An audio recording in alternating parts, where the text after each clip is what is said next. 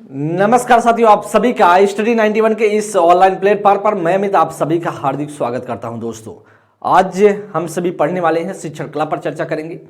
शिक्षण कला की अगर हम चर्चा करें दोस्तों, जिसे हम जानते हैं आर्ट ऑफ टीचिंग, जो बिहार स्टेट से में 30 प्रश्न पूछे जाएंगे जो आपके पेपर के लिहाज से बहुत ही इंपॉर्टेंट होंगे। साथी हम सभी टोटल आज तक बात करें तो 20वीं क्लास आज की क्लास होगी दोस्त। इसके पहले हम सभी 19 क्लास कर चुके हैं, प्रैक्टिस के तौर पर देख चुके हैं कि किस प्रकार के क्वेश्चन आप सभी के पेपर में पूछे जाते हैं। कुछ उसमें से आप सभी का प्रीवियस ईयर क्वेश्चन है और कुछ मेरी तरफ से कुछ रखे गए क्वेश्चन कि यहाँ इस तरीके के प्रश्न बनाए जा सकते हैं। साथी तो अच्छे से आप सभी को अगर देखना है साथी तो आप प्लेलिस्ट में जाकर के क्लास को वॉच कर सकते हैं, देख सकते हैं।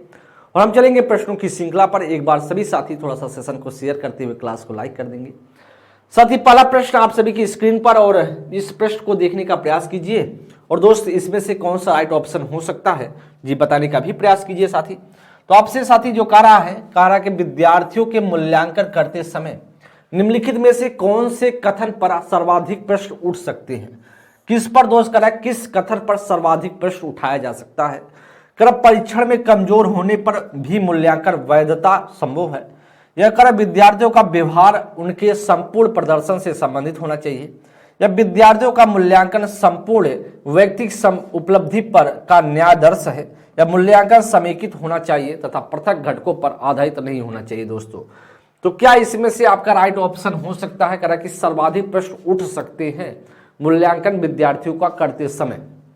किस पर बात करें, करते समय निम्न में से किस कथन पर सर्वाधिक प्रश्न उठाया जा सकता है। परीक्षा में कमजोर होने पर मूल्यांकन वैधता संभव है। दोस्तों इस पर प्रश्न उठाया जा सकता है, नहीं इस पर प्रश्न नहीं उठाया जा सकता। दोस्तों करा कि आपसे विद्यार्थियों का व्यवहार, उनके बिहेवियर और उनके संपूर्ण प्रदर्शन से संबंधित होना चाहिए। दोस्तों जी इस पर प्रश्न उठाया जा सकता है, इसमें बातें हो सकती है। और राइट ऑप्शन दोस्त आपका बी ऑप्शन आपका करेक्ट बनेगा। सी में अगर विद्यार्थियों का मूल्यांकन संपूर्ण व्यक्तिगत उपलब्धि का न्यायादर्श है। दोस्त ऐसा कुछ नहीं है कि जो विद्यार्थी का मूल्यांकन है उसके संपूर्ण वैयक्तिक दोस्त उपलब्धि का न्याय प्रदर्श हो जाएगा, न्यायादर्श होगा, ऐसा भी नहीं। साथी विद्यार्थी समेकित होना चाहिए, मूल्यांकन समेकित होने चाहिए तथा पृथक घटकों पर आधारित नहीं होना चाहिए। दोस्तों समेकित होना चाहिए, करा कि सही या भी करा कि पृथक घटकों पर आधारित नहीं होना चाहिए। क्यों नहीं होना चाहिए, कई चीजों पर मूल्यांकन होना चाहिए। दोस्त यह भी आपका गलत है। ऑप्शन संख्या पहले का जो राइट ऑप्शन होगा वह बी ऑप्शन पूरी तरीके से राइट है।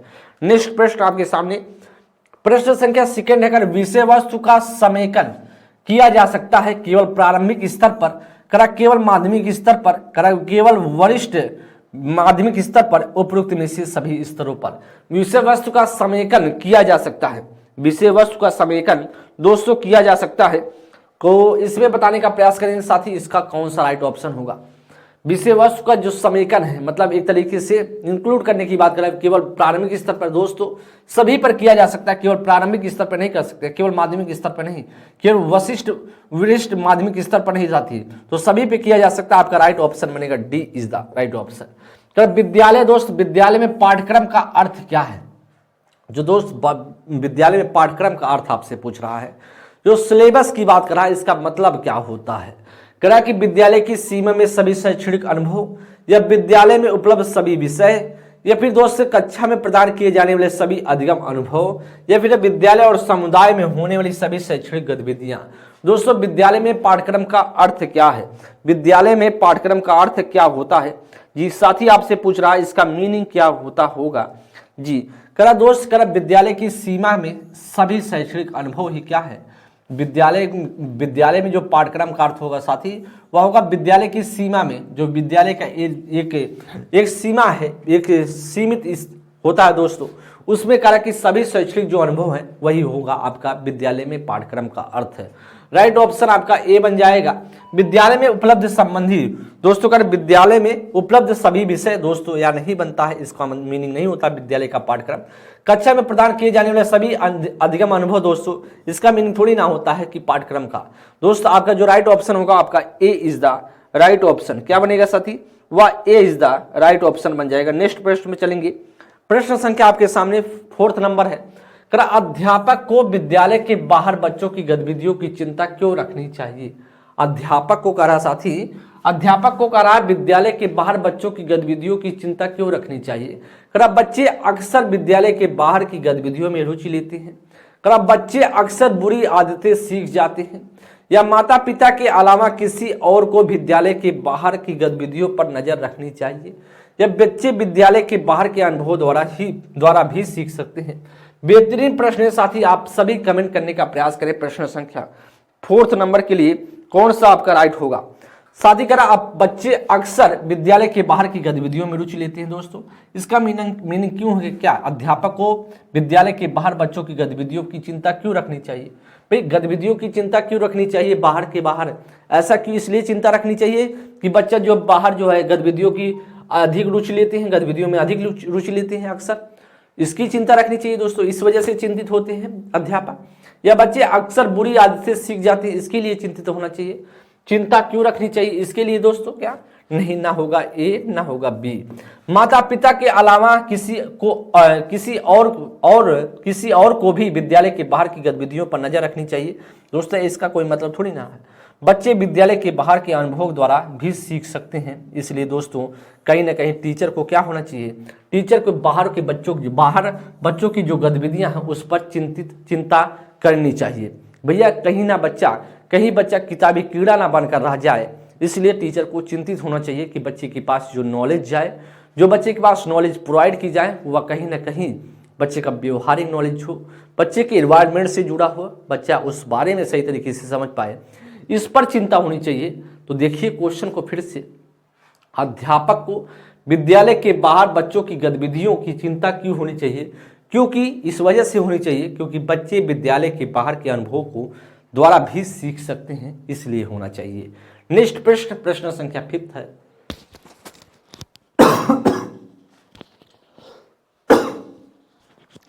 कक्षा में अनुशासन क्यों होना चाहिए। दोस्तों कक्षा में अनुशासन क्यों होना चाहिए ऐसा आपसे पूछ रहा है। बच्चे एक व्यवस्थित और यथाक्रम संसार के लाभ की अनुमति कर सके, इसके लिए बच्चे अध्यापक की आधिकारिता को स्वीकार कर सके, या बच्चे अनुभव कर सके कि यह अनिवार्य है या उन्हें मदद करेगा कि वे अध्यापक बनना चुने। दोस्तों कक्षा में अनुशासन क्यों जरूरी है, क्लास में अनुशासन दोस्तों क्यों जरूरी, इसलिए आपसे पूछ रहा है।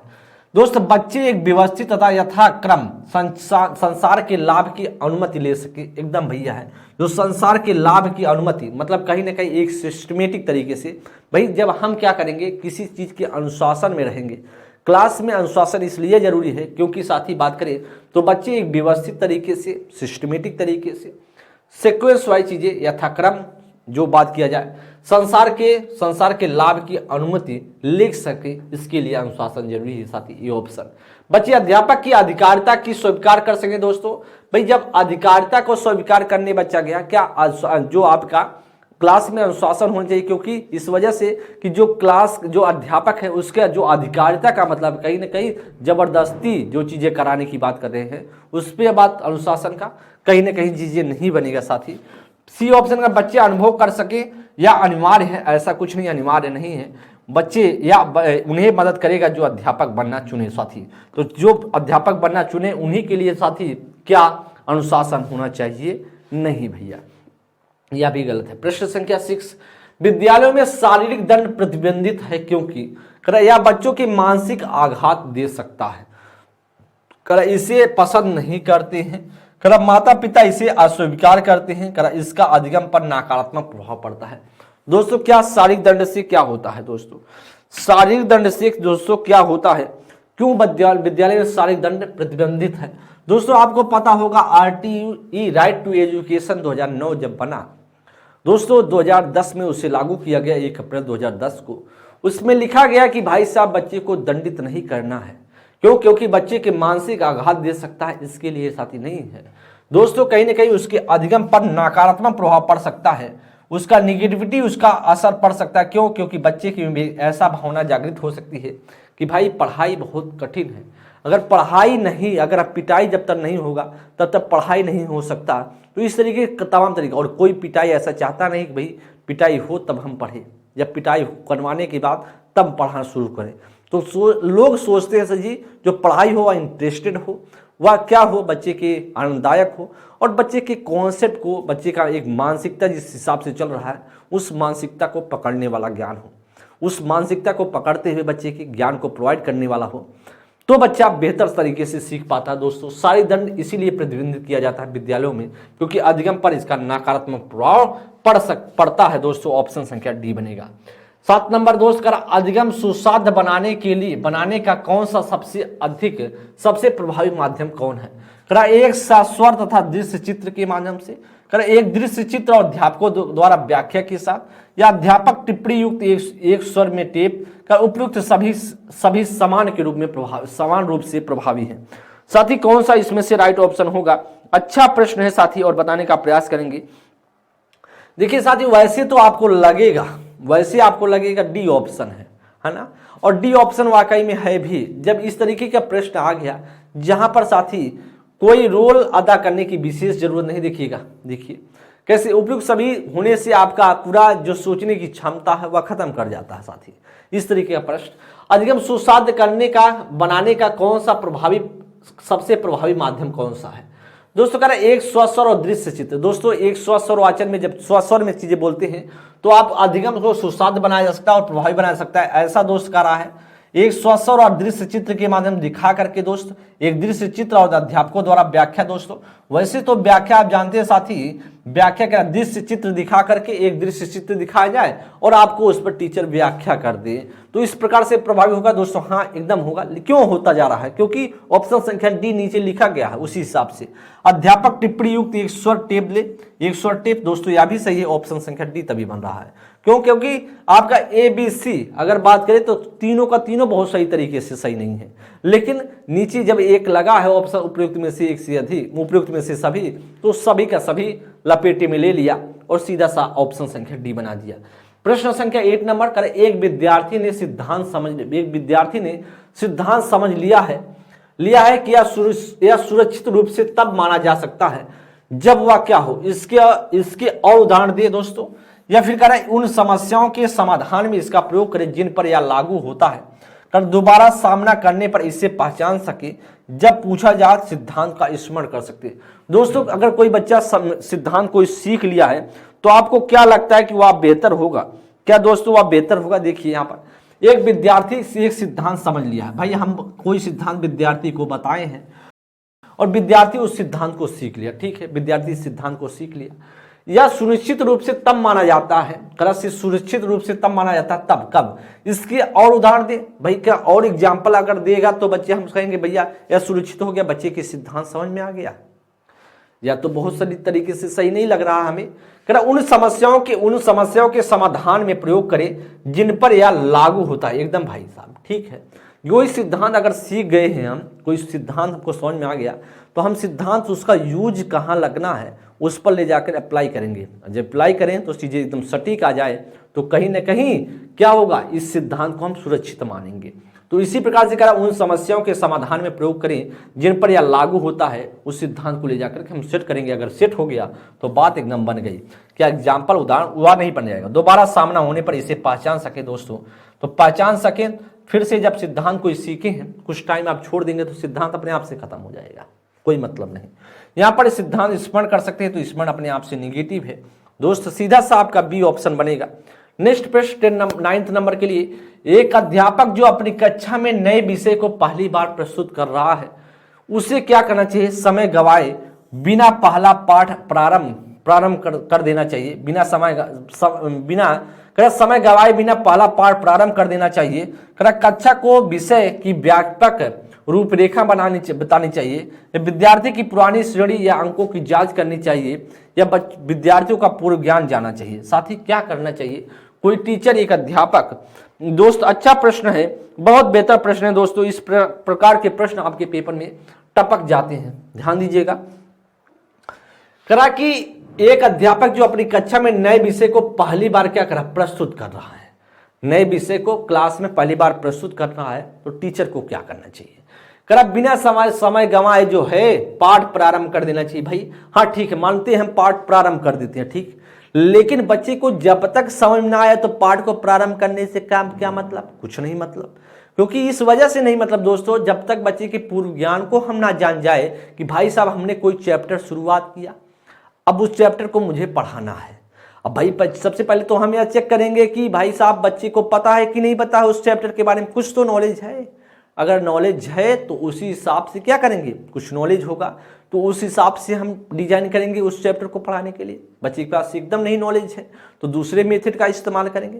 तो कई तरीके से जब तक हम बच्चे के उस चैप्टर के बारे में या उसके बेस के बारे में या उस विषय के बारे में थोड़ा पूछ नहीं लेंगे, तब तक मुझे पता कैसे चलेगा बच्चे का लेवल क्या है, जिस बच्चे को हम पढ़ा रहे हैं उसका स्तर क्या है, बच्चे को कितना अच्छे से समझाना है, वह तभी तो पता चल पाएगा जब बच्चे को हम कुछ पूर्व ज्ञान को चेक करेंगे।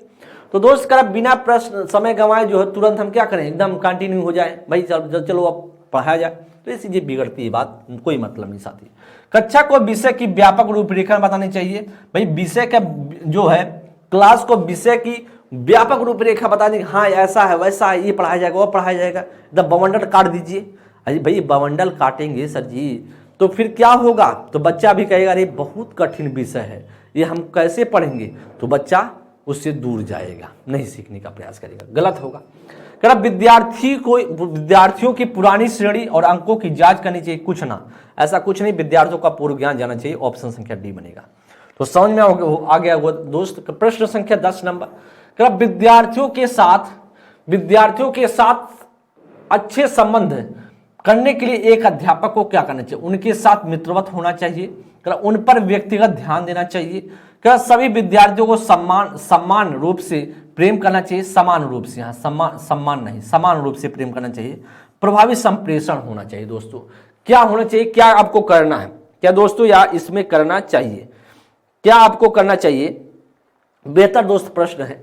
देखिए दोस्त इस प्रश्न को आप देखेंगे तो आपको लगेगा कि भैया ए ऑप्शन भी हो सकता है और सी ऑप्शन भी हो सकता है, डी ऑप्शन भी हो सकता है ना, इस तरीके से लग रहा होगा।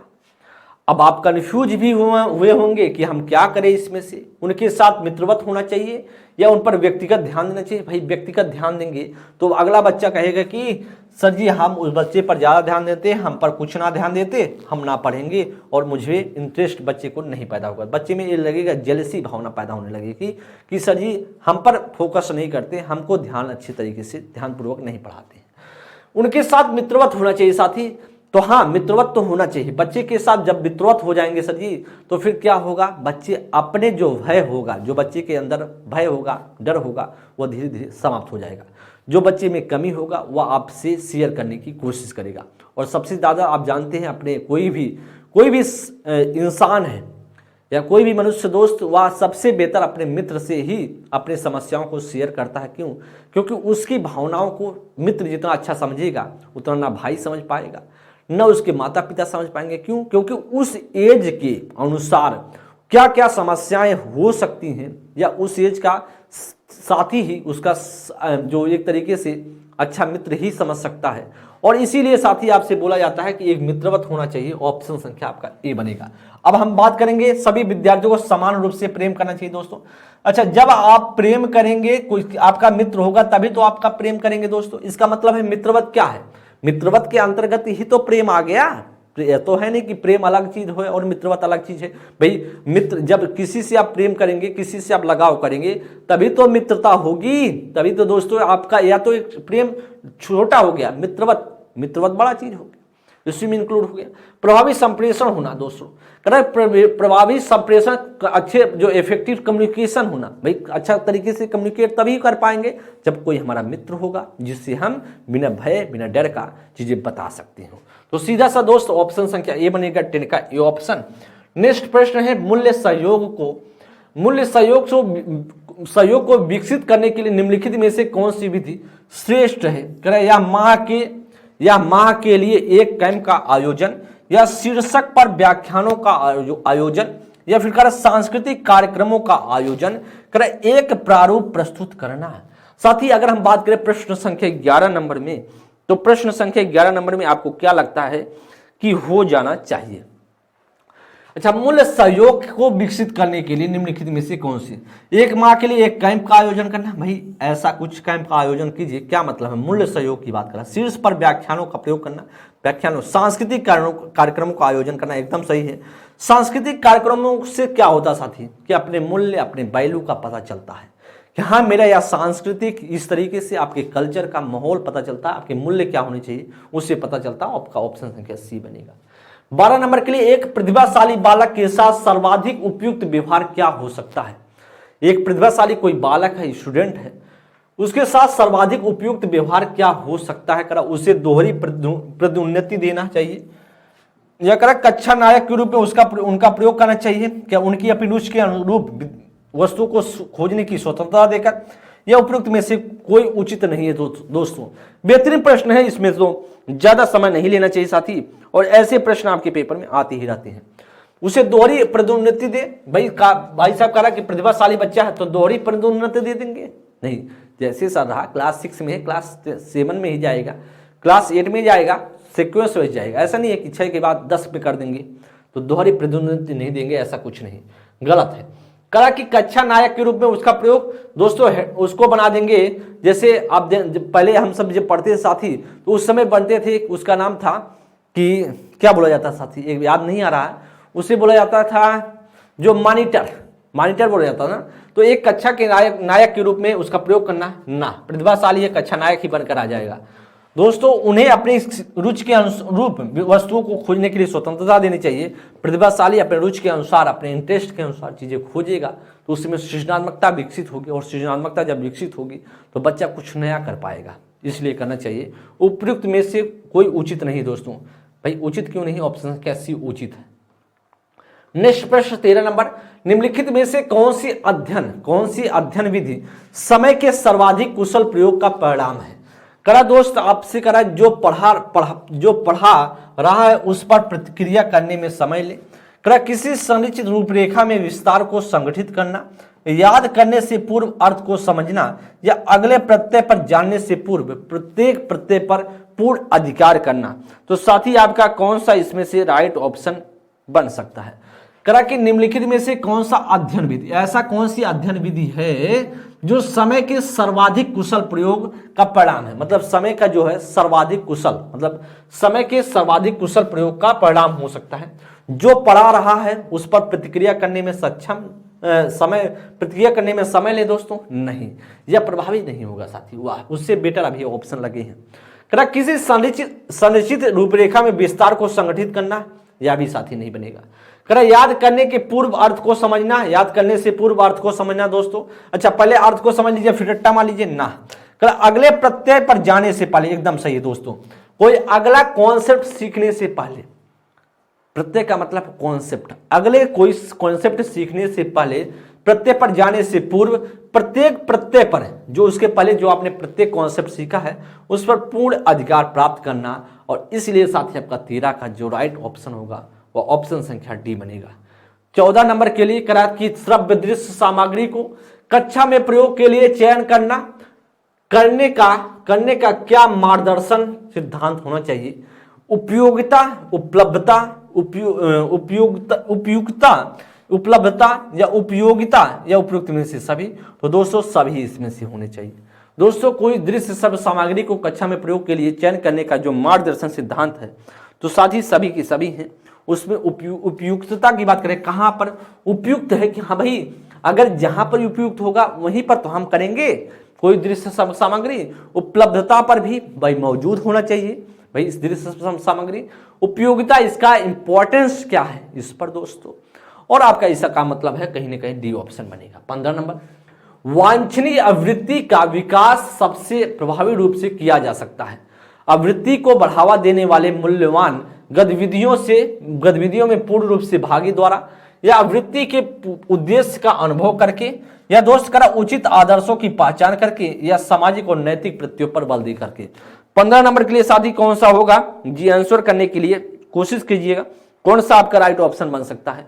करा वांछनीय आवृत्ति का विकास सबसे प्रभावी रूप से किया जा सकता है। वांछनीय आवृत्ति की बात करें, अपनी इच्छा के अनुसार चीजें करना, अपने हिसाब से चीजें बनाना। दोस्तों का आवृत्ति को बढ़ावा देने वाले मूल्यवान गतिविधियों में अर्थपूर्ण भागीदारी द्वारा दोस्तों सबसे बेहतर बनेगा, क्योंकि उसी हिसाब से बेहतर, क्योंकि उसकी गतिविधियों मूल्यवान अर्थपूर्ण भागीदारी की बात हो रही है ना दोस्तों, कहीं ना कहीं पार्टिसिपेट की बात कर रहा है। आवृत्ति के उद्देश्य का अनुभव करके दोस्तों, अनुभव कर से अच्छा है कि आप उसको भागीदारी में उसी में इंक्लूड कर दें, पार्टिसिपेट कर दें। अगर पहचान करके दोस्तों उससे बेटर नहीं बन सकता, न बल दे करके, या भी दोस्तों आपका राइट ऑप्शन होगा ए। दोस्त आपको पता है कि हम सभी जो पढ़ रहे हैं बिहार स्टेट तो पढ़ रहे हैं, और बिहार स्टेट जब पढ़ रहे हैं साथी तो अपना मूल्यांकन भी जरूरी है। अच्छा, मूल्यांकन नहीं करेंगे तो दिक्कत तो है कहीं ना कहीं भाई। मूल्यांकन जब तक नहीं होगा, आप कितना भी पढ़िए साथी, जब तक हमको मूल्यांकन आप खुद नहीं करेंगे तो पता ही नहीं चलेगा भाई हमारा कितने पानी में हम हैं, कितना मुझे आता है, कितना हमको जानकारी है। पेपर में तो ऐसा नहीं है कि हम सीधा पढ़े और चले गए, पेपर में उतर गए भाई, उसके लिए तो प्रैक्टिस करना चाहिए ना दोस्तों। आप देखते होंगे खिलाड़ियों को देखते हैं, देखिए अभी आप विराट कोहली, रोहित शर्मा, इन सभी खिलाड़ियों को देखते होंगे तो उनको ऐसा तो है नहीं कि बैट पकड़ना नहीं आता है, खेलने नहीं आता है दोस्तों, खूब अच्छे से आता है। लेकिन फिर भी जब जिस दिन उनका मैच होता है उस दिन, इससे पहले 1-2 दिन पहले खूब प्रैक्टिस करते हैं। जब प्रैक्टिस करते हैं तो जो गेंद है वह बैटों पर सही तरीके से बैट पर आता है। इसीलिए दोस्तों अगर आप बात करें, आपको समझ में तो सारी चीजें आ रही होंगी, कॉन्सेप्ट आप जानते हैं, लेकिन जब आप प्रैक्टिस करेंगे तो फिर आपका जो क्वेश्चन है आपके माइंड पर क्लिक बहुत तेजी से होगा। जो क्वेश्चन पेपर में आएगा उस क्वेश्चन को आप बहुत अच्छे तरीके से क्लिक कर पाएंगे और फास्ट तरीके से। इसलिए दोस्त प्रैक्टिस जरूरी है, और इस प्रैक्टिस को जरूरी है तो कहीं ना कहीं दोस्त आप सभी को टेस्ट पेपर भी देना चाहिए।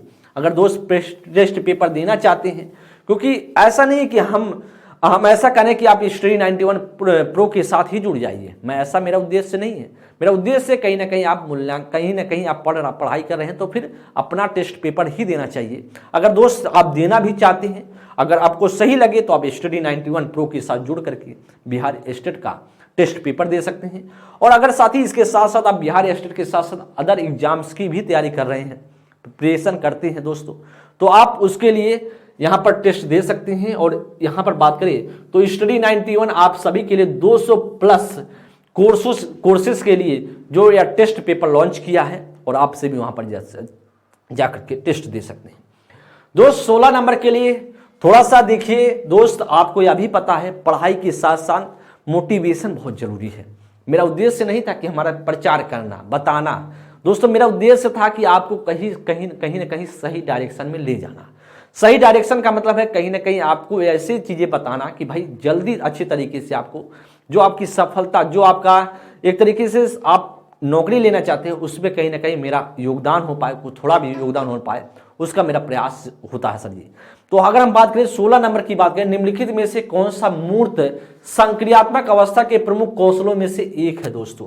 अच्छा दोस्त, मैंने आपको बताया होगा यह मूर्त संक्रियात्मक अवस्था से आप समझ पा रहे होंगे कहीं ना कहीं, या आपके सामने है जीन पियाजे के संज्ञान विकास का सिद्धांत। जीन पियाजे का संज्ञान विकास के सिद्धांत से मिलता जुलता चीजें हैं। अच्छा, इससे मिलता जुलता चीजें हैं, संज्ञान विकास के सिद्धांत से मिलता जुलता है, तो कहीं ना कहीं जो मूर्त संक्रियात्मक अवस्था सर जी, तो यह आपके संज्ञान विकास की तीसरी अवस्था बोली जाती है। संज्ञान विकास की तीसरी अवस्था जीन पियाजे की बोली जाती है। तो दोस्त मैंने आपको बताया भी होगा पढ़ाते टाइम कि जीन पियाजे के जो संज्ञान विकास का सिद्धांत तीसरी अवस्था है, इसमें कई विशेषता मैंने आपको बताया था, कई विशेषता इसमें मैंने बताया था। कुछ विशेषता आप लिख लीजिए, कुछ विशेषता लिख लीजिए। चलते हैं, जैसे बात करें, कोई कहे संरक्षण किस अवस्था में दोस्तों, आप कहें मूर्त में। कोई कहे विकेंद्रीकरण, दोस्त कहेंगे भाई साहब मूर्त में, जो मूर्त में पाया जाता है विकेंद्रीकरण। दोस्त कहे आपका कि आपसे कहे कि आप एक तरीके से प्रतिवर्तन की बात करें, प्रतिवर्तन, या दोस्त आप कह सकते हैं विलोमिता दोस्तों, ऐसा गुण दोस्त आप कह सकते हैं, ऐसे बोल सकते हैं पलटावेपन, इस तरह विशेषता आपका उसी में पाया जाता है। दोस्तों कहा कि श्रृंखला में व्यवस्थित करना, ये सभी क्या है, उसी मूर्त संक्रियात्मक अवस्था की विशेषता है। व्यवस्थित करना आप कर सकते हैं दोस्तों। आगे दोस्त बात करें, लिख सकते हैं वर्गीकरण, वर्गीकरण साथी ऐसा आप कह सकते हैं। ये सारी विशेषता हैं। जैसे बात करें गणितीय संक्रियाएं, गणितीय संक्रिया आप लिख सकते हैं, गणितीय संक्रियाएं, ये सभी विशेषता मूल संक्रियात्मक अवस्था की हैं।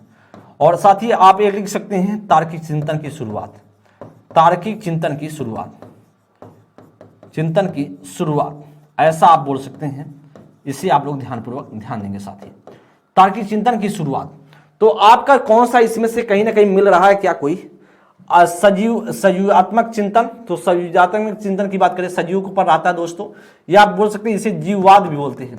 और जीववाद दूसरी अवस्था की विशेषता है। किसकी? दूसरी अवस्था की विशेषता, जिसका नाम है आप दोस्त पूर्व संक्रियात्मक अवस्था बोलते हैं, पूर्व संक्रियात्मक अवस्था बोलते हैं, ऐसा है। सुरक्षित रखने की योग्यता एकदम सही है, सुरक्षित योग्यता कारक एकदम सही। परिकल्पनित निगमनात्मक तर्क और दोस्त कारक द्वितीयक वर्तुल प्रतिक्रिया, तो बताएंगे कौन सा इसमें से राइट होगा। 16 नंबर की अगर हम चर्चा करें तो दोस्त आपका कौन सा बनेगा? सीधा सा आपका दोस्त तो यहाँ हो जाएगा आपका द्वितीय वर्तुल प्रतिक्रिया, आपका चौथी अवस्था की तरफ भागेंगे। प्रतिक्रिया की बात करें रिस्पॉन्स की तरफ, राइट ऑप्शन सुरक्षित रखने की योग्यता, ऑप्शन संख्या आपका बी।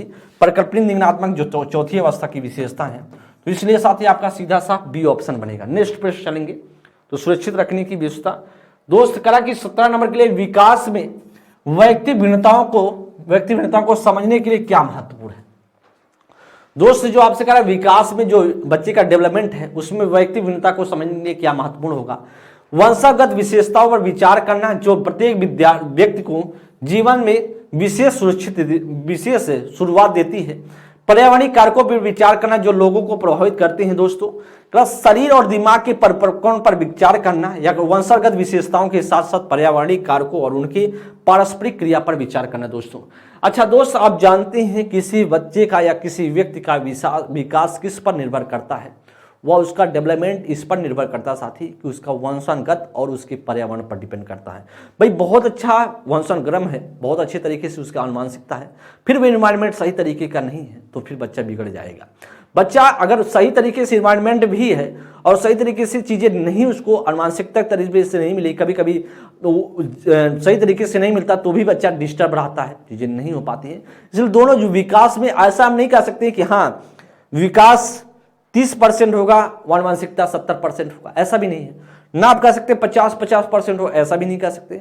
ऐसा भी नहीं कह सकते एक 95% होगा, एक 5% होगा, कितना भी हो सकता है, एक कोई पॉइंट में हो सकता है एक ज्यादा, लेकिन दोनों का योगदान होगा। अब जब दोनों का योगदान होगा तो कहीं ना कहीं ऑप्शन संख्या डी तो बनेगा, लेकिन यह फिक्स नहीं है कि कितना होगा।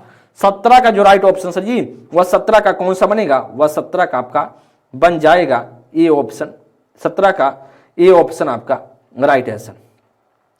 17 का कौन सा बनेगा? वह 17 का आपका ए ऑप्शन बन जाएगा। ठीक है, नेक्स्ट प्रश्न आगे चलेंगे। नेक्स्ट प्रश्न साथी बात करें, प्रश्न संख्या अनेक शोध अध्ययनों से पता चलता है कि शिक्षक लड़कियों की अपेक्षा लड़कों से अधिक पारस्परिक क्रिया करते हैं। इसकी सही विवेचना क्या है? लड़कियों की तुलना में लड़कों में शैक्षणिक क्षमताएं काफी अधिक होती हैं। लड़कियों की तुलना में लड़कों को अधिक अवधान की आवश्यकता होती है। यह शिक्षण में लिंग पक्षपात का एक उदाहरण है।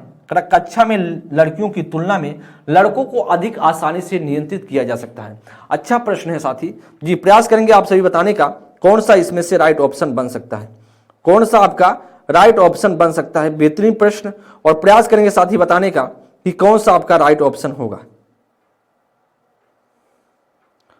कौन सा आपका इसमें से राइट ऑप्शन बन सकता है। दोस्तों इस प्रश्न की अगर हम चर्चा करें तो दोस्तों कहा कि शिक्षक लड़कियों की अपेक्षा लड़कों को अधिक पारस्परिक क्रिया करते हैं। मतलब लड़कियों से ज्यादा पारस्परिक क्रिया नहीं, मतलब अंतःक्रिया सही तरीके से कम्युनिकेट नहीं होते हैं टीचर, और जो टीचर ज्यादा अच्छे तरीके से अंतःक्रिया कर पाते हैं वो बच्चों के साथ कर पाते हैं। लड़कियों की तुलना में लड़कों में शैक्षिक क्षमताएं काफी अधिक होती है, ऐसा कोई कहा है? भाई ऐसा कोई कहीं पर लिखा है आप देखे हैं कि बच्चों में जो लड़के हैं उनमें ज्यादा होती है शैक्षणिक क्षमता और लड़कियों में नहीं? भाई ऐसा कुछ होता तो आपने देखा होगा कई सालों से आईएएस में जो टॉप करने वाले लोग हैं उसमें लड़कियां टॉप कर रही हैं, तो फिर तो या तो सीधा गलत हो जाएगा उस हिसाब से। तो भाई साहब या तो चीजें ऐसा मीनिंग नहीं, इसका कोई अर्थ नहीं है। लड़कियों की तुलना में लड़कों की अधिकाधिक अवधान की आवश्यकता है दोस्तों। कल लड़कियों की तुलना में लड़कों को अधिक अवधान की आवश्यकता है, इसलिए तो इसीलिए ज्यादा कम्युनिकेट करते हैं। लड़कियों को ज्यादा याद होता है, लड़कों को कम याद होता है, तभी सर जी ज्यादा बात करते हैं, ऐसा कुछ अर्थ देंगे? नहीं, कहीं ऐसा कुछ नहीं है। यह दोस्त बोल सकते हैं, यह शिक्षण में लिंग पक्षपात का क्या है, एक उदाहरण है, क्योंकि सभी तरीके समान तरीके से देखना चाहिए टीचर को, और इस ऐसा है लिंग पक्षपात का। कक्षा में लड़कियों की तुलना में लड़कों को अधिक आसानी से नियंत्रित किया जा सकता है। क्या लड़कियों को नियंत्रित जो करा कि नियंत्रित नहीं किया जा सकता? लड़कियां जो है कंट्रोल में नहीं रहती हैं? ऐसा कुछ तो नहीं है सर जी। तो आपका राइट ऑप्शन या भी नहीं बनेगा, सी ऑप्शन सीधा सा बनेगा। 18 का सी ऑप्शन है। आगे दोस्तों 19 नंबर में कह रहा दृश्य रूप से बाधित विद्यार्थियों के साथ, दृश्य रूप से बाधित विद्यार्थियों के साथ कार्य करते समय एक शिक्षक को किस प्रकार का अन्वेषण अनुकूलन करना चाहिए?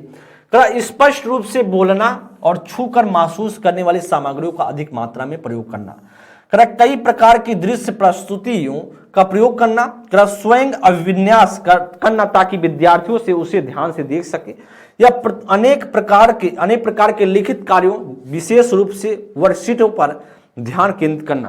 साथ ही कौन सा होगा? अगर हम बात करें 19 नंबर पर चर्चा करें तो कौन सा आपका राइट ऑप्शन बनना चाहिए? बेहतरीन प्रश्न है जी दोस्त। अगर हम बात करें दृश्य रूप से बाधित विद्यार्थी, बच्चे को दिखाई नहीं देता है, ठीक है, बच्चे को दिखाई जब नहीं देता है, दृश्य रूप से बाधित है, दिखाई नहीं देता है, तो विद्यार्थियों के साथ कार्य करते समय एक शिक्षक को किस बात पर अनुकूलन करना चाहिए? चलिए, स्पष्ट रूप से बोलना। भाई जब उससे बच्चे को सुनाई नहीं देता है, तो जब तक आपको स्पष्ट कोई आपके सामने स्पष्ट रूप से नहीं बोलेगा तो फिर आप सुन भी ना पाएंगे। वैसे तो भगवान ने आपको दिखाई देने के लिए चीजें दिक्कत में रखी हुई ऐसे दे दिया है, आपको कर दिया है, दिखाई तो दे नहीं रहा है। अब सुनाई भी अगर सही तरीके से ना देगा तो फिर आप कैसे काम कर पाएंगे? इसलिए स्पष्ट रूप से बोलना, बच्चे को अगर दृष्टि बाधित है बच्चा तो उसके लिए स्पष्ट रूप से बोलना चाहिए। और कहीं जब बच्चे को नहीं दे रहा दिखाई दे रहा तो छू कर महसूस करने वाली सामग्रियों का अधिक मात्रा में प्रयोग करना चाहिए। दोस्तों आपका इसीलिए ये ऑप्शन है। कई प्रकार के दृश्य प्रस्तुतियों का प्रयोग करना, जब बच्चे को दिखाई नहीं देता है तो हम दृश्य प्रस्तुति करेंगे, बताइए, गलत है। स्वयं अभिन्यास करना ताकि विद्यार्थी उसे ध्यान से देख सके। भाई साहब स्वयं अभिन्यास क्या कर देंगे, चाहे स्वयं से करिए चाहे किसी से करवाइए, जब बच्चे को दिखाई नहीं देता तो फिर कोई मतलब नहीं है। दोस्त करा कि अनेक प्रकार के लिखित कार्यों विशेष रूप से वर्कशीटों पर ध्यान देना। दोस्तों जब दिखाई नहीं देता है तो वर्कशीट कैसे कर पाएगा? अच्छा भरना कहाँ पर लिखना, क्या लिखना, उसको क्या पता है? जब दिखाई नहीं देता साथी तो सीधा सा आपका डी गलत, बी भी गलत और सी भी गलत, राइट ऑप्शन ए हो जाएगा। 20 नंबर, निम्नलिखित रणनीतियों में से कौन सा बच्चों में अर्थ निर्माण को बढ़ावा देगी?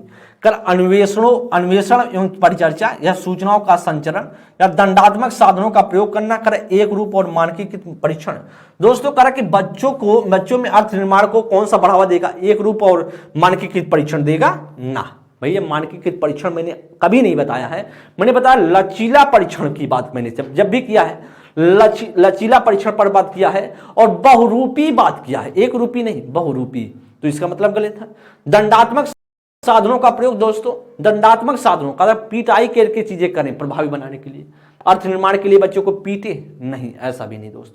सूचनाओं का संचरण, दोस्त सूचना का संचरण करेंगे, ज्यादा इंफॉर्मेशन आप कलेक्शन करते जाए, भेजते जाए बच्चों का, आप इंफॉर्मेशन सूचना देते जाए। दोस्तों अन्वेषण और परिचर्चा पर सबसे ज्यादा बेहतर है कि अर्थ निर्माण को बढ़ावा देंगे, जिस पर अधिक से अधिक क्या हो पाए आप उसी अर्थ निर्माण, बच्चे को जब बच्चा अन्वेषण और परिचर्चा करेगा तो ज्यादा से ज्यादा अर्थ निर्माण को बढ़ावा मिलेगा।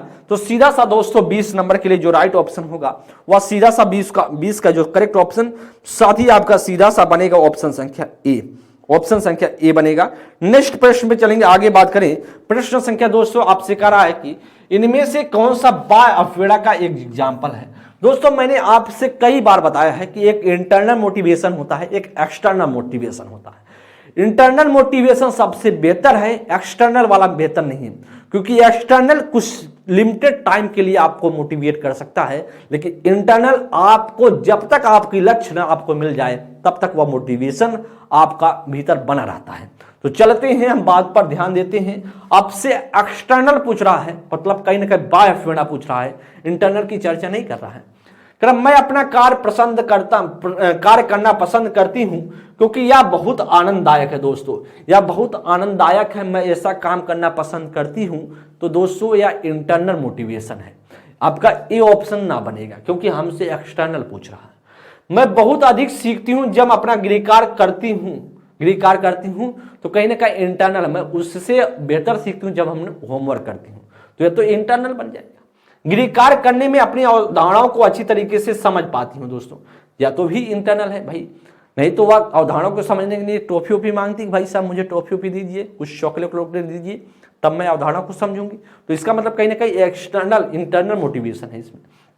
मैं अपना गृह कार्य इसलिए पूरा करती हूं क्योंकि शिक्षक प्रत्येक नियत कार्य के लिए हमें क्या देते, अंक देते हैं। तो दोस्तों इस प्रकार से क्या है, ऑप्शन संख्या हमारा डी ऑप्शन राइट बन जाएगा, क्योंकि हमें नियत कार्य के लिए क्या देते हैं, वह नियत कार्य के लिए हमें अंक देते हैं। तो जब अंक एक तरीके से आपका या बाय का काम करेगा, बाय मोटिवेशन का काम करेगा, और इसीलिए दोस्तों ऑप्शन संख्या डी बनेगा, ऑप्शन संख्या डी। नेक्स्ट प्रश्न आगे चले 22 नंबर के लिए। लेवाइगोस्की के अनुसार आधारभूत मानसिक क्षमताओं को मुख्य रूप से किसके द्वारा उच्चतर संज्ञानात्मक प्रक्रियाओं में बदला जा सकता है, पुरस्कार एवं दंड, सामाजिक पारस्परिक क्रिया, या दोस्तों यहां पर क्रिया होगा, यहां पर क्रिया लिख दीजिएगा, क्रिया करा कि उद्दीपन और क्रिया संबंध करा, अनुकूलन और संगठन। दोस्तों अनुकूलन संगठन की बात दोस्त करती है जीन पियाजे, लेकिन आपसे जो क्वेश्चन पूछ रहा है वह लेवाइगोस्की के बारे में पूछ रहा है। ये ऑप्शन दोस्तों पुरस्कार और दंड की बात करें तो दंड कोई नहीं कहता, और पुरस्कार की बात करें व्यवहारवादी इस पर जोर देते हैं, तो ना बनेगा। और जानते हैं दोस्तों लेवाइगोस्की क्या है, एक लेवाइगोस्की संज्ञानवादी मनोवैज्ञानिक है, और इनका मानना था संज्ञानवादी है, और इनका मानना था व्यक्ति कैसे सीखता है, बच्चा समाज से अंतःक्रिया करता है, समाज से अंतःक्रिया करता है, अंतःक्रिया करता है। इनका मानना था दोस्तों कि सहभागिता सबसे बेहतर है, सब अंतःक्रिया करता है, इनका मानना था सहभागिता सबसे बेहतर है, सहभागिता सबसे बेहतर है, सहभागिता के द्वारा सबसे बेहतर सीखा जा सकता है। एक दूसरे के साथ कोऑपरेशन, एक तरीके से जब आप पीयर्स के साथ, एक अपने सहयोगियों के साथ जब आप करते हैं कोई वर्क तो बेहतर सीखते हैं। उनका मानना था कि खेल खेल में सबसे बेहतर सीखते हैं। दोस्तों सीधा सा आपका जो राइट ऑप्शन बनेगा वो बी ऑप्शन सामाजिक पारस्परिक क्रिया एकदम सही बनेगा। सामाजिक रूप से पारस्परिक क्रिया इनके लिए महत्वपूर्ण था। उद्दीपन उन क्रिया की संबंध की बात करें, जो स्टिमुलस और रिस्पॉन्स की बात करने वाले व्यवहारवादी थे, और व्यवहारवादियों में वह भी कौन थे, थॉर्नडाइक थे, ऐसा मानते थे, संबंध की बात करते थे। दोस्तों वो भी थॉर्नडाइक थे जो मानते थे ऐसा। अनुकूलन की बात होगा नहीं क्योंकि जीन पियाजे मानते थे। आपका लेवाइगोस्की पूछ रहा है, सीधा सा बी ऑप्शन। दोस्त का संरचनात्मक ढांचे में बच्चे को किस रूप से देखा जा सकता है, कल लघु वयस्क के रूप में जो सभी पक्षों जैसे आकार, संज्ञान तथा संवेग में वयस्क की तुलना में कम है, या कोरी पट्टियां या खाली स्लेटें जिनके जीवन को अनुभव के द्वारा पूर्ण रूप से आकार दिया जाता है, करा या निष्क्रिय प्राणी जिसे अनुबंधन के द्वारा किसी भी रूप में आकार दिया जा सकता है, करा या समस्या समाधान करने वाला तथा वैज्ञानिक अन्वेषण के रूप में है। साथी बेहतरीन प्रश्न है और आप सभी आंसर बताने का प्रयास करें। अच्छा प्रश्न है साथी, प्रयास करेंगे इस तरीके के प्रश्न जो आपके पेपर में पूछे जा सकते हैं। इस तरीके के प्रश्न खूब पूछे जा सकते हैं और प्रयास करते रहिए और बताते चलिए साथी कौन सा आपका राइट ऑप्शन। वैसे दोस्त आपका संरचनात्मक जो ढांचे में बच्चों को किस प्रकार से देखा जा सकता है, ए ऑप्शन में साथी आप सिखा रहा है कि लघु वयस्क के रूप में आकार इस तरीके से कम तुलना में कम होते हैं। दोस्तों तुलना में कम नहीं होते हैं। ऐसा संरचनात्मक जो ढांचा हुआ कहता भाई साहब बच्चा सबसे बेहतर तब सीखता जब बच्चा समस्या समाधान में मतलब समस्या में फंसता है, उस समस्या से समाधान करने की प्रक्रिया कर मतलब समस्या का समाधान करने की कोशिश करता है। उनका मानना संरचनावादी मानते थे कि कहते थे आप वैज्ञानिक अन्वेषण के माध्यम से सबसे बेहतर सीखते हैं। तो आपका इस तरीके से कहीं ऑप्शन दिख रहा है क्या, लघु वयस्क के रूप में जो सभी बच्चों जैसे संज्ञान वयस्क की तुलना में कम होते, गलत है। कोरी पट्टी या खाली स्लेटें जिनके जीवन के अनुभव के रूप में पूर्ण रूप से आकार दिया जाता है, कोरी पट्टी आदर्शवादी मानते हैं, गलत है। एक निष्क्रिय प्राणी दोस्तों कभी ना निष्क्रिय प्राणी मानता है या सक्रिय प्राणी के रूप में जोड़ देता है, आगे पढ़ने की कोई जरूरत ही नहीं है। एक समस्या समाधान करने वाला तथा वैज्ञानिक अन्वेषण के रूप में एकदम ऑप्शन संख्या डी बनेगा, क्योंकि दोस्तों यहाँ निष्क्रियता पर बात बिगड़ गई, वहां कोरी पट्टी हो गया, कोरी पट्टी इसे मानता नहीं संरचनावादी, वहीं पर तुलना की बात हो गया, अभी कट गया, ऑप्शन संख्या सीधा सा डी ऑप्शन। 24 नंबर के लिए जाति करा अधिगमकर्ताओं एवं उसके प्राथमिक विशेषताओं के मिलाप युग्मों में से कौन सा सही होगा। चलते हैं मिलाते हैं। करा कि दृश्य श्रव्य क्षतिग्रस्त करा दृश्य सूचनाओं को समझ नहीं सकते हैं। करा पठन अक्षमता अधिगम करता धारा प्रवाह तथा लिखने में कमी है। करा सृजनात्मक अधिगम करता है। करा अर्थ सक्रियता कार्य को पूरा करने में धीमे है। करा कि अवधारणात्मक कमी अधिगम करता है, जिसे बोलते हैं ADHD। करा उच्च अवहेलना लंबे समय तक अवधान बनाए रख सकते हैं। बेहतर प्रश्न है साथी, प्रयास करेंगे बताने का और आंसर देने का प्रयास कीजिए साथी, और बेहतरीन प्रश्न है और ऐसे प्रश्न आपके लिए बन सकते हैं, ऐसे प्रश्न आप सभी के पेपर में बनाए जा सकते हैं। कौन सा इसमें से राइट ऑप्शन, ध्यान दीजिएगा दोस्तों। यहां पर देखिए, चलते हैं मिला देते हैं इसको। पहले क्वेश्चन को देखिए, यहां पर आप लिख सकते हैं ऐसे, अब हम आपको समझ में आ रहा होगा, ठीक है दोस्त। यहां पर बात करें हम, करा कि दृश्य श्रव्य, करा कि श्रव्य है मतलब बच्चे को सुनाई नहीं देता है। बच्चे को जब सुनाई नहीं देता है तो उसके लिए तो हम सुनाई देने वाली चीजें यूज तो करेंगे नहीं भाई। सुनाई नहीं देता है तो सुनाई देने वाली चीजें नहीं करेंगे। उसको दिखाई तो देता है ना, तो दिखाई देने वाली चीजें कर सकते हैं। तो दृश्य जो श्रव्य क्षति से बच्चा है, सुनाई नहीं देता है, तो दृश्य सूचनाओं को समझ नहीं सकते दोस्तों। भाई साहब क्यों नहीं समझ सकते? दृश्य सामग्रियों को भाई बच्चा श्रव्य ग्रस्त अधिगम करता है, मतलब दृश्य मतलब श्रव्य क्षतिग्रस्त अधिगम करता है, मतलब उसके बच्चे को श्रव्य मतलब सुनाई नहीं देता है, दृश्य सूचनाओं को समझ नहीं सकते दोस्तों। क्या दृश्य समस्याओं को समझ नहीं सकते हैं? जो दिखाई नहीं दे रहा है दृश्य सूचनाओं को समझ नहीं सकते हैं, सूचना को, दिखाई देने वाली सूचना को समझ नहीं सकते हैं। बी ऑप्शन में करा अधिगम क्षमता, अधिगम अक्षमता, करा धारा प्रभाव पढ़ने और लिखने में कमी साथी। तो दोस्तों एकदम सही है, अधिगम क्षमता रहेगा और पठन में रहेगा दिक्कत रहेगा, पढ़ने में दिक्कत है, जिसे दोस्त हम क्या बोलते हैं, जिसे हम बोलते हैं डिसलेक्सिया, जिसे बोलते हैं दोस्तों डिसलेक्सिया बोलते हैं। भाई डिसलेक्सिया रहेगा तो पढ़ने में तो दिक्कत है, पढ़ने में दिक्कत है।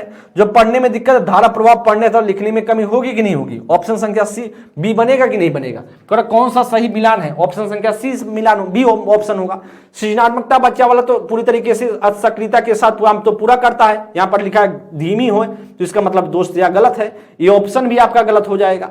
सी ऑप्शन में दोस्त का ADHD है, तो ADHD को ध्यान बहुत तेज भटकता है, उसका मन नहीं लगता है, विचलित रहता है। तो दोस्तों उच्च अपेड़ा कैसे हो पाएगा? निम्न अपेड़ा होता है, लंबे समय तक वह ध्यान नहीं दे पाता है। जब अवधान अस्क्रियता है, जब उसको भटकाव है, जब ध्यान नहीं दे पाता है, ADHD से ग्रसित, जिसे बोलते हैं ADHD, और दोस्तों अवधान न्यूनता सक्रियता विकार है, तो उच्च अपेड़ा नहीं होगा, उसमें कम अपेड़ा होगा। उच्च अपेड़ा नहीं, निम्न अपेड़ा आप कह सकते हैं, एक तरीके से निम्न अपेड़ा बोला जा सकता है। निम्न अपेड़ा होगा, लंबे समय तक अवधान नहीं बना सकते हैं, और सीधा सा साथी जो बनेगा ऑप्शन संख्या क्या बनेगा? ऑप्शन संख्या हम कह सकते हैं वह बी ऑप्शन बनेगा। ऑप्शन संख्या बी आपका राइट बनेगा। नेक्स्ट प्रश्न 25 नंबर के लिए, कह कि निम्नलिखित में से कौन सा कार्य अध्यापक के लिए सर्वाधिक महत्वपूर्ण है? कौन सा ऐसा कार्य जो अध्यापक के लिए सर्वाधिक महत्वपूर्ण है? अध्येता को संप्रेषण, ज्ञान का संचारण, कर गुणात्मक अधिगम को प्रोत्साहन, या कक्षा का प्रबंधन। निम्नलिखित में से कौन अध्यापक के लिए सर्वाधिक महत्वपूर्ण होगी? सर्वाधिक महत्वपूर्ण दोस्त पूछ रहा, सर्वाधिक महत्वपूर्ण इसमें से क्या बन सकता है दोस्त? बात करेंगे सर्वाधिक महत्वपूर्ण, अध्येता को संप्रेषण। अध्येता का मतलब होता है दोस्तों लर्नर, इसके दोस्त बोलते हैं लर्नर, बोलते हैं लर्नर, जो आपका विद्यार्थी, ऐसा कह सकते हैं। कौन सा कार्य अध्यापक के लिए सर्वाधिक महत्वपूर्ण है? अध्येता को संप्रेषण, अध्येता को संप्रेषण बातचीत कर सकते हैं, ज्ञान का संचरण या गुणात्मक अधिगम का प्रोत्साहन। दोस्तों एकदम ऑप्शन संख्या सी बनेगा। सबसे बेहतर गुणात्मक अधिगम का प्रोत्साहन, कहीं ना कहीं अधिक से अधिक ज्ञान का दे और उसको मोटिवेट करे, ऑप्शन संख्या सी।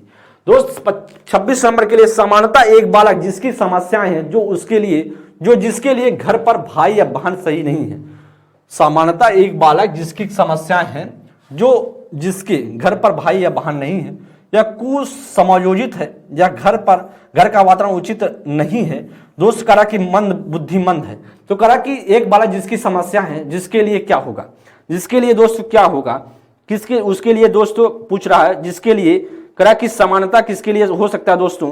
करा कि समानता, देखिए समानता एक बालक जिसकी समस्या है, तो समानता क्या है? समस्या है, ठीक। करा भाई बहन का, घर पर भाई बहन का भाई या बहन नहीं है, तो दोस्तों कहीं ना कहीं एक तरीके से भाई बहन नहीं है, तो एक तरीके से बच्चे को सीखने सिखाने में क्या होगा? दिक्कत होगा कि नहीं होगा? भाई अपनी बातों को अपने भाई से, छोटे भाई से, बड़े भाई से नहीं कह पाएगा, सिस्टर से नहीं कह पाएगा, तो उतना अच्छे तरीके से चीजें नहीं सीख पाएगा।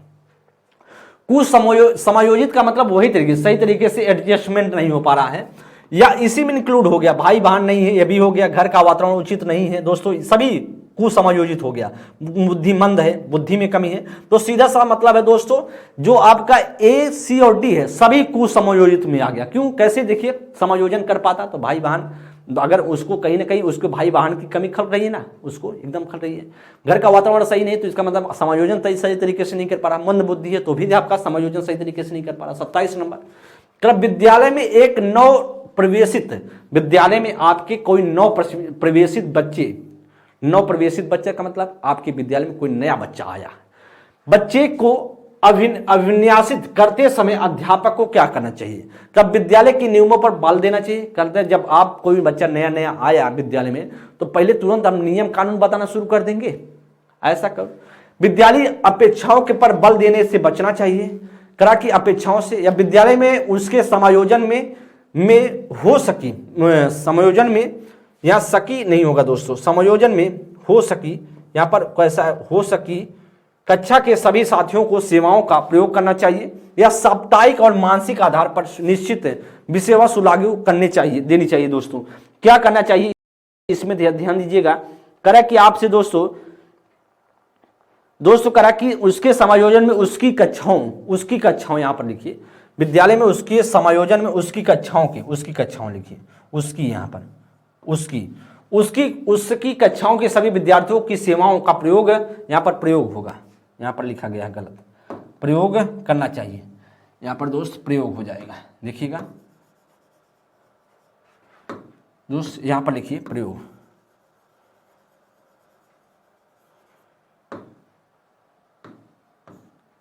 यहां पर प्रयोग करना चाहिए।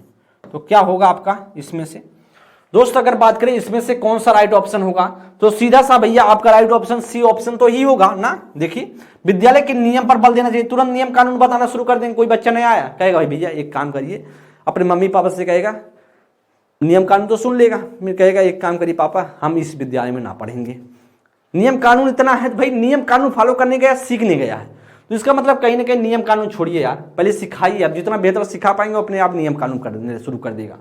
विद्यालय अपेक्षाओं पर बल देने पर बचना चाहिए दोस्तों, या तो दोस्त गलत है, करा कि विद्यालय में उसके समायोजन में उसकी कक्षाओं के सभी साथियों को सेवाओं का प्रयोग करना चाहिए, दोस्तों एकदम सही है, यही ऑप्शन संख्या सी बनेगा। या करा कि विषय वस्तु आधार पर विषय वस्तु लागू कर देना चाहिए मासिक और साप्ताहिक आधार पर। तो सब दुनिया का नियम कानून जब बताना शुरू करेंगे तो बच्चा तो एकदम वैसे डिस्टर्ब हो जाएगा, पढ़ेगा क्या। विद्यालयों में खेलों को शामिल करने का प्राथमिक उद्देश्य क्या हो सकता है? विद्यालयों में खेलों का शामिल करने का प्राथमिक उद्देश्य क्या हो सकता है? प्रतिस्पर्धा की भावना विकसित करना, भाई कंपटीशन की भावना विकसित करना, ना कभी नहीं होगा। अध्येता के संज्ञान विकास को मदद देना, मनोगत्यात्मक विकास के अवसर प्रदान करना, या शारीरिक क्षमता विकसित करना। दोस्तों क्या इसमें से होगा? देखिए विद्यालय में खेलों को शामिल करने का प्राथमिक उद्देश्य, तो दोस्त खेल की बात कर रहा है, देखिए यहाँ पर पढ़ाई की बात नहीं कर रहा, खेल की बात कर रहा है। और खेल को शामिल करने का जो मुख्य उद्देश्य होता है ना प्राथमिक विद्यालय में, वह होता है मनोगत्यात्मक विकास का अवसर देना। क्या देना? मनोगत्यात्मक विकास का अवसर देना। आपका सीधा सा दोस्त होगा ऑप्शन संख्या क्या होगा? नहीं, मनोगत्यात्मक तो चालन में आ जाएगा, शारीरिक क्षमता का विकास देना। क्या दोस्तों? शारीरिक में आ जाएगा। मनोगत्यात्मक का मतलब है एक तरीके से संचालन क्रियाओं में, दोस्त संचालन क्रियाओं की शारीरिक क्षमता इसमें संचालन में आ जाएगा, इसका चालन क्रियाओं की बात कर लेगा। और जब आपका खेलों की बात कर रहा तो खेलों में शामिल करना ऑप्शन संख्या डी बन जाएगा। नेक्स्ट प्रश्न करा 29 नंबर के लिए, विद्यालयों में शैक्षणिक दृष्टि से रेडियो टेलीविजन के सीमित प्रयोग का निम्नलिखित में से कौन सा कारक वैध नहीं है? कौन सा वैध नहीं है? कहीं सभी विषय वस्तु उसके प्रयोग के लिए उपयुक्त नहीं है, या बच्चों को घर में उसके उपयोग में अनुमति नहीं है। हम ऐसे कार्यक्रमों का विकास धीमे धीमे करते हैं, या बहुत से माता पिता उसके उपयोग पर रोक लगाते हैं। तो दोस्तों कौन सा कारण वैध नहीं है? कौन सा दोस्त इसमें से वैध नहीं होगा ऐसा आपसे पूछ रहा है? कौन सा इसमें से दोस्त वैध नहीं है ऐसा आपसे पूछ रहा है, कौन सा होगा? सभी विषय वस्तु उसके उपयोग के लिए उपयुक्त नहीं है, दोस्तों एकदम सही है। विद्यालयों में शैक्षणिक दृष्टि से रेडियो टेलीविजन के सीमित उपयोग निम्नलिखित में से कौन सा कारण वैध नहीं है? दोस्तों चलिए ठीक है, सभी विषय वस्तु उसके उपयोग के लिए उपयुक्त नहीं है, दोस्तों एकदम सही ऑप्शन संख्या ये बनेगा। बच्चों को घर और उसके उपयोग की अनुमति नहीं है, नहीं ऐसा कुछ नहीं है। ऐसे क्रियाकलापों को धीमे धीमे करते हैं, ना कुछ नहीं। आसानी से माता पिता उसके उपयोग को रोक लगाते हैं, ऐसा कुछ नहीं दोस्त। ऑप्शन संख्या आपका ये बनेगा, ये सब फर्जी लिखे गए हैं दोस्त। करा 30 नंबर के लिए अंतिम प्रश्न आज का करा कि एक संप्रत्यय या प्रत्यय को ग्रहण करने की क्रम में सबसे पहले क्या आता है, सबसे पहले क्या आता है किसी संप्रत्यय को। अगर कोई कॉन्सेप्ट को मैं बताया, कोई मैं कॉन्सेप्ट को मैं बता रहा हूं आपसे, और मैं कॉन्सेप्ट जब बताते समय ग्रहण करने के क्रम में आप जब ग्रहण करते हैं तो सबसे पहला क्रम क्या आता है दोस्तों? अमूर्तता आता है, या अंतर करना आता है, या अनुभव करना आता है, या सामान्यीकरण करना आता है। दोस्त बताएंगे इसमें से क्या आपका राइट ऑप्शन होगा। तो कहा प्रत्यय को ग्रहण करने के क्रम में सबसे पहले क्या आता है दोस्तों? अनुभव करना आता है। सबसे पहले क्या आता है? अनुभव करना। आप कोई संप्रत्यय को ग्रहण कर रहे हैं तो सबसे पहले अनुभव कर पाए, भाई ऐसा होता होगा, ऐसा घटना घटती है। जैसे दोस्त अगर आपसे पूछे जाए, आपसे अगर हम पूछें, एक फिजिक्स के प्रश्न से हम शुरुआत करते हैं आपको यह बात को समझाना। एक अगर आपसे कहे कि हेडलाइट में, हेडलाइट का मतलब कैसे, गाड़ियों की हेडलाइट का मतलब जो आगे देखते हैं ना गाड़ियों में लगा होता है जो लाइट में। तो दोस्त कहता है, उसमें कहा जाता है कि कौन सा लेंस प्रयोग किया जाता है, कौन सा दर्पण प्रयोग किया जाता है दोस्तों? बोला जाता है वह आपका अवतल दर्पण प्रयोग किया जाता है। क्या? अवतल दर्पण प्रयोग किया जाता है। उसमें बोला जाता है अवतल दर्पण जो है प्रयोग किया जाता है दोस्तों। अच्छा, इसका तात्पर्य क्यों होगा? जैसे गाड़ी के आप लिख सकते हैं, गाड़ी की बात किया जाए, हेडलाइट में कौन सा दर्पण का यूज किया जाता है? तो आप कहते हैं दोस्त अवतल दर्पण का यूज किया जाता है। और दोस्त आपने यह भी सुना होगा, इसमें और एक प्रश्न लिख देते हैं, जैसे आप देखो दांतों को, जो दांतों के डॉक्टर हैं, दांतों के डॉक्टर आप जो डेस्टिनी आप बोल सकते हैं, दांतों के डॉक्टर लिख सकते हैं, दांतों के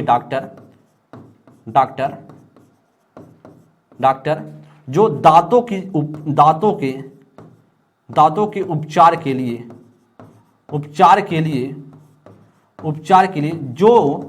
लिए जो दोस्त बात करें, जो दर्पण यूज करते हैं, वह दर्पण कौन सा होता है? वह दर्पण दोस्त अवतल दर्पण होता है।